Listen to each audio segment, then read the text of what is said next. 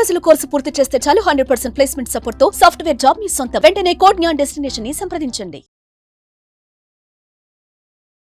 నమస్తే పృథ్వీరాజ్ గారు. నమస్తే అమ్మ. తిరుపతి దేవస్థానం కొండ కింద జరిగిన ఇన్సిడెంట్ అయితే అతి దారుణం అని చెప్పుకోవచ్చు. 6 మృతి చెందారని మనకు తెలుస్తూ ఉంది. దీనికి సంబంధించిన పూర్తి సమాచారం కనుక మనం గ్యాదర్ చేస్తే, తొక్కిసలాట నిజంగా ఇదొక దిగ్భ్రాంతిని కలగజేసే విషయం అండి. 2 తెలుగు రాష్ట్ర ప్రజలకి కావచ్చు, దైవ భక్తులకి కావచ్చు, దైవ దర్శనం కోసం ఎవరైతే పాకులాడుతూ ఉంటుంటారో, అది కూడా వైకుంఠ ఏకాదశి ఉత్తర ద్వార దర్శనం తలుపులు తెరుచుకుంటాయి. ఆ వెంకటేశ్వర స్వామిని తరించుకోవచ్చు చాలా మంది భక్తులు ఎంతో ఆసక్తితో అక్కడికి వెళ్ళారు. ఈ తొక్కిసలాటని మనం ఏ విధంగా చూడాల్సిన అవసరం ఉంటుంది అంటారు? దీనికి సంబంధించిన పూర్తి సమాచారం ఏంటండి? నాకు ఒక బాధ వచ్చింది అనుకో ఉషా, ఎవరికి చెప్పుకుంటాను? నా తండ్రికి తెచ్చి చెప్పుకుంటాను, నా తల్లికి చెప్పుకుంటాను. నేను నా తండ్రి దగ్గరికి వెళ్తున్నప్పుడు, పరిగెత్తుకుంటూ వెళ్తున్నప్పుడు కాలు అడ్డు పెట్టిన వాడికి జరిగేటువంటి పరాభవం నాకు జరుగుతుంది ఇప్పుడు ఒక భక్తుడి కింద.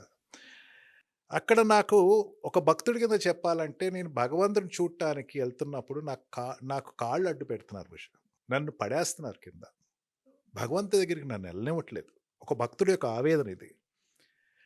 నన్ను అక్కడికి వెళ్ళటం కాకుండా, నువ్వు ఈ రకంగానే వెళ్ళు, ఈ ద్వారా ఈ ఈ లైన్లోనే వెళ్ళు, ఈ రకంగానే నువ్వు అక్కడ నీకు ముక్తి జరుగుతుంది అని చెప్పేసేసి ఒక రకమైనటువంటి రాంగ్ ఇన్ఫర్మేషన్ ఇచ్చేసేసి నాకు మిగతా జనాలతోటి కుమ్ములాటలు చేయించి నన్ను ప్రాణాలు తీసేటట్టు చేశారు అక్కడ విషయం. తొక్కీస్లాటలు జరిగినాయి అంటే ఎవరిని చూడటానికి వెళ్ళినప్పుడు జరుగుతున్నాయి? భగవంతుని చూడటానికి వెళ్తున్నప్పుడు ఉత్తర ద్వారాలు తెరుచుకుంటాం అంటే ఈ ఉండేటువంటి ధనుర్మాసంలో ఉండేటువంటి ఆ ఉత్తరాయణానికి ఆగమనం అవుతున్నటువంటి ప్రక్రియలో ఉండేటువంటి ఈ దక్షిణాయనంలో జరిగినటువంటి ఎటువంటి అసంతృప్తి ఏదైనా ఉత్తరాయణంలో నాకు బాగా చేయి నాకు అని నా తండ్రి దగ్గర, బాలాజీ దగ్గరికి, వెంకటేశ్వర స్వామి దగ్గరికి వెళుతున్నటువంటి ఆ భక్తులకి జరుగుతున్నటువంటి పరాభవం కింద చెప్పచ్చు. ఇది ఎన్నేళ్ళు నా చిన్నప్పటి నుంచి ఇప్పటి వరకు ప్రతిరోజు ప్రతిసారి కూడా ఈ తిరుపతిలో ఒక భక్తుడికి జరిగేటువంటి అవమానాలు అన్నీ ఇన్ని కాదు. సరైనటువంటి బాత్రూమ్లు ఉండవు, సరైనటువంటి రూమ్లు ఉండవు, సరిగ్గా దర్శనం చేయించుకునేటువంటి వైనం అవకాశం ఉండదు, కొండవీడి చేంతాడంటేటువంటి పెద్ద క్యూలు. ఎక్కడి వరకు ఉందంటే అది ద్వారం వరకు ఉంటుంది, ఈ శిలాతోరణం వరకు జనాలు ఉన్నారు, ఎదురు చూస్తున్నారు ఆయన దగ్గరికి వెళ్ళటానికి. నిర్దేశిస్తున్నటువంటి అధికారుల యొక్క పైశాచిక చర్యలు అంతా ఇంత కాదు. వాళ్ళు కొడతా ఉంటారు, ఒక జైల్లో ఖైదీకి పెట్టినట్టు భోజనాలు ఇసురుతూ ఉంటారు, లేకపోతే ప్యాకెట్లు ఇసురుతూ ఉంటారు. లోపల ఉండేటువంటి వాళ్ళు భక్తులు పడే ఆవేదన అంతా ఇంత కాదు. నేను రోజు చెప్తుంది ఈ ఒక్కరోజు కాదు, రోజు జరుగుతున్నటువంటి ఒక ప్రక్రియ ఇది.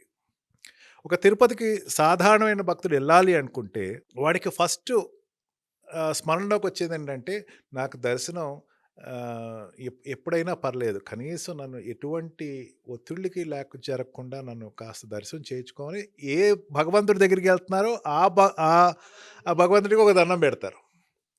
కష్టాలు చెప్పుకుంటాం పక్కన, ఇవన్నీ చెప్పుకుని అక్కడికి వెళ్ళిన తర్వాత కష్టాలు చెప్పుకుని మర్చిపోతాడు వీడు. ఎందుకంటే అప్పటి వరకు ఒక వ్యక్తిని ఒక చోటుకు పంపించేటప్పుడు వాడు ఫ్రీ ప్లెడ్జ్గా వెళ్తే, వాడు చాలా హ్యాపీగా వెళ్తే, వాడికి అక్కడ ఉండేటువంటి దర్శనం చేసుకుంటే తన్మయత్వం చేస్తారు. 100% చెప్తున్నాను ఉషా, ఈ రోజున మన ఈ ఛానల్ ద్వారా ఒక్క భక్తుడికి కూడా ఆ సాటిస్ఫాక్షన్ లేదు. భగవంతుడిని చూశాను అన్న సాటిస్ఫాక్షన్ కల్పించడంలో పూర్తిగా అధికారులు ఫెయిల్యూర్ అవుతున్నారు. ప్రతిరోజు ఫెయిల్యూర్ అవుతున్నారు. తిరుపతి పైన కూర్చుంటే తెలుస్తుంది, తిరుమలలో కూర్చుంటే తెలుస్తుంది. భక్తులకి ఒక ఇంటర్వ్యూ పెట్టుకుని, మనం ఇట్లాగే ఒక ఇంటర్వ్యూ మైక్ తీసుకుని మీరు సాటిస్ఫై అయ్యారా అంటే 100 మందిలో 90 మంది మీరు సాటిస్ఫై అవ్వలేదని చెప్తారు. ఎందుకు జరుగుతుంది ఇది? ప్లానింగ్ లేక. ఎందుకు జరుగుతుంది ఇది? దాని మీద ఎక్సర్సైజ్ చేయక. ఎందుకు జరుగుతుంది? ఫెయిల్యూర్ ఒక లెసన్ కాక. నేను ఇప్పుడు ఫెయిల్ అయ్యాను, మళ్ళీ ఎగ్జామ్కి వెళ్ళి రాస్తున్నాను అంటే, మళ్ళీ నేను ఇంత లాస్ట్ టైం ఫెయిల్ అయినప్పుడు కాకుండా ఈసారి కొంచెం జాగ్రత్తగానే ఎగ్జామ్ రాస్తాను కదా ఉషా. ఆ ఫెయిల్యూర్స్ అనేది వీళ్ళు తీసుకుని పాఠాల కింద తీసుకుని సక్సెస్ ఎట్లా చేయాలని రీసెర్చ్ చేయరు అక్కడ. ఇవాళ జరిగిన సంఘటనని మరి ఏ విధంగా చూడాలి అంటారు? ఇది ఎవరికి సంబంధించిన ఫెయిల్యూర్గా మనం చూడాల్సిన అవసరం ఉంటుంది? ఇన్ఫర్మేషన్ జనాలకి ఇవ్వాలి కదా ఉషా. ఇప్పుడు అక్కడ లోపల ఉన్నటువంటి భక్తుడు ఒకతను ఆ పద్మావతి గార్డెన్స్లో ఉండేటువంటి భక్తులు, అంటే పద్మావతి గార్డెన్స్లో ఎప్పుడు వచ్చారు అనుకుంటున్నారు మీరు? మీ దృష్టిలో ఎప్పుడు వచ్చి ఉంటారు ఇక్కడ జనాలు? ఎర్లీ మార్నింగ్ నిన్న జరిగిన దాంట్లో ఎర్లీ మార్నింగ్ 4:00 అక్కడికి వచ్చి కూర్చున్న వాళ్ళు ఉన్నారు అక్కడ. రాత్రి అంటే 8వ తారీఖు జరిగింది. 7వ తారీఖు రాత్రి కూడా వచ్చేసి పద్మావతి గార్డెన్‌లోకి వచ్చి కూర్చున్న వాళ్ళు ఉన్నారు. ముందు ఎళ్లి క్యూలోకి వెళ్ళి ఏదో రకంగా టికెట్ వైకుంఠ ఏకాదశికి టికెట్ తీసుకుంటున్నాం అని చెప్పడం కోసం. అట్లా వెళ్ళిన వాళ్ళకి ఈవినింగ్ 8:00కి 7:30కి వచ్చేసరికి అప్పటి వరకు వెయిట్ చేయొచ్చు. అంటే చూడండి, ఆళ్ళకి స్నానం లేదు, జపాలు లేవు, ఏమీ లేవు. గుడికి వెళ్ళేది పవిత్ర భావంతో వెళ్తారు. అక్కడ స్నాన జపాలు ఇత్యాది కార్యక్రమాలన్నీ ఉంటాయి. అవన్నీ పోయినాయి. అంటే రోజు జరిగేటువంటి ప్రక్రియ కూడా చేసుకుంటానికి ఏమి ఉండదు. వెయిట్ చేసి సాయంకాలం 7:30కి ఒక్కసారి తలుపు తీసేసరికి జనాలు ఏమనుకున్నారు, టికెట్లు ఇస్తున్నారేమో అని ముందుకు ఉరికారు. గుంపుగా వెళ్ళిపోయారు. టికెట్లు కాదు అక్కడ ఇస్తుంది. ఈ రకంగా కంపార్ట్మెంట్ వైజ్గా ఒకరి తర్వాత ఒకళ్ళు అంటే కంపార్ట్మెంట్ అంటే ఈ టైంలో వరకు లోపలికి వెళ్ళి ఈ తర్వాత ఉన్న వాళ్ళు లోపలికి వెళ్ళి అట్లా కంపార్ట్మెంట్గా లోపల పంపించేటువంటి లోపల ఉండేటువంటి ఒక భక్తుడు ఏదో అస్వస్థ గురై అతను బయటకు తీసుకురావాల్సినటువంటి ఎమర్జెన్సీ కాల్ ఏదో ఉంటే, మెడికల్ ఎమర్జెన్సీ ఉంటే అతను తీసుకొస్తున్న ప్రక్రియలో తలుపులు తీసేసరికి ఇది మా కోసం తీశారని లోపలికి ఉరికినటువంటి సందర్భం. ఎన్ని కౌంటర్లు పెట్టాలి మీరు? వైకుంఠ ఏకాదశికి కొన్ని లక్షల మంది జనాలు వస్తారని వస్తా ఉంటే తెలుసు. ఏమైంది? ఆన్లైన్ బుక్ చేయమనండి, ఏమవుతుంది మీకు? ఒక ప్రక్రియ మొదలు పెట్టండి. అక్కడ ఉండేటువంటి భక్తులకి భక్తి పారవస్యం రంజింపజేయండి. పొద్దునుంచి సాయంకాలం వరకు భగవత్ కాలక్షేపం చెప్పండి, ఖచ్చితంగా కూర్చుంటాడు అక్కడ. ఏమీ ఉండదు. ఫోన్ డెడ్ అయిపోతాయి, ఇన్ఫర్మేషన్ ఉండదు. అక్కడ ఒక జైల్లో ఉండేటువంటి ఖైదీలకి ఏ రకమైన ట్రీట్మెంట్ జరుగుతుందో ఆ రకమైన ట్రీట్మెంట్ అక్కడ జరుగుతుంది. అక్కడ అంటే నేను భోజనం పెట్టేస్తున్నాను, ఏదో టైంకి బ్రేక్ఫాస్ట్, ఇది కాదు. అక్కడ రంజింపజేయడానికి భగవంతుడి దగ్గరికి వెళ్ళేటువంటి వాడు ప్రిపేర్ చేయటువంటి ప్రక్రియ ఏ రోజో ఎప్పుడో పోయింది అది. ఇది పూర్తిగా అధికారుల యొక్క వైఫల్యమే. భక్తుడిని భగవంతుడి దగ్గర తీసుకెళ్ళటంలో అధికారులు నిరంతరం ఫెయిల్యూర్ అవుతూనే ఉన్నారు. నిన్న హైందవ శంఖారావం జరిగింది. విశ్వ హిందూ పరిషత్ ఆధ్వర్యంలో హైందవ శంఖారావం జరిగింది. దాంట్లో ఏమని చెప్పారు, అక్కడ ఉండేటువంటి పీఠాధిపతులు అందరూ, చిన్నజీఆర్ స్వామీజీ కావచ్చు, చిన్నజీఆర్ స్వామీజీ అయితే ఒక రకంగా చిరాకు వచ్చేసి ఇంకా చెప్పడం మానేశాడు. ఆయన 1000 స్తంభాల గుడి మండపాన్ని పునరుద్ధరణ చేయటం దగ్గర నుంచి ఆయన చెప్పిన మాటలు ఆయనకు రాజకీయంలో అంటగట్టి ఆయన్ని పక్క తప్పించారు. మన పీఠాధిపతులు కావచ్చు, వీళ్ళ గణపతి సత్యనారాయణ స్వామీజీ కావచ్చు, లేకపోతే అక్కడ వచ్చినటువంటి విశ్వంజీ మహారాజు కావచ్చు, అనేక మంది పీఠాధిపతులు ఏమని చెప్పారు, తిరుపతిని మీ యొక్క అధికారాన్ని తగ్గించండి, మా టెంపుల్స్ మీద మీ పెత్తనం తగ్గించండి, ప్రభుత్వాలు మీరు తొలగండి, దయచేసి తొలగండి, మేము భక్తులకి మేము చెప్పుకుంటాం. వీళ్ళు రానివ్వరు. ఉషా, దారుణమైన విషయం ఏంటంటే ఈ పీఠాధిపతులని ప్రచారం చేయనివ్వరు. ఎవరు వస్తే వాళ్ళ అధికారానికి సంబంధించినటువంటి పీఠాధిపతులు వస్తారు అక్కడికి. వాళ్ళకు కూడా ఒక పొలిటికల్ రంగు వేసేసారు. వాళ్ళు వచ్చి చేసుకుంటారు. వాళ్ళు కూడా ఏంటి అడ్వైజరీ బాడీస్. వాళ్ళు ప్రచారం చేయనివ్వండి, వాళ్ళకు ఒక అవకాశం ఇవ్వండి, పీఠాధిపతులకు ఒక అవకాశం ఇవ్వండి. వాళ్ళు ఎట్లా కంట్రోల్ చేస్తారు చూడండి ఒకసారి. అంటే ఈ ప్రక్రియలు అన్నది ఎక్స్పెరిమెంటల్గా చేస్తే భక్తుడికి ఏదైతే ఆలంబన దొరుకుతుందో ఆ ఆలంబనకు దూరం చేయకండి. పెత్తనం పెరిగి జనాలు చనిపోయారు. Information, lack of information. ఎన్నింటికి టికెట్ ఇస్తారు చెప్పండి. ఫలానా టైం టికెట్ ఇస్తారు, వెయిట్ చేస్తున్నారు, మీరు వెయిట్ చేస్తే 4 అవర్స్ వెయిట్ చేయాలి, అయిపోయింది, ఆ తర్వాత మీకు టికెట్ ఇస్తారు.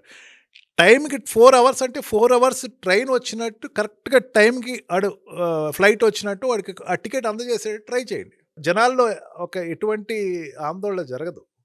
అక్కడ వాళ్ళకి ఆదుర్ద లోపలికి వెళ్ళాలనేటువంటి ఉత్సాహంతో అక్కడ తొక్కిసలాట జరిగింది తప్ప ఇంకో రకంగా కాదు కదా.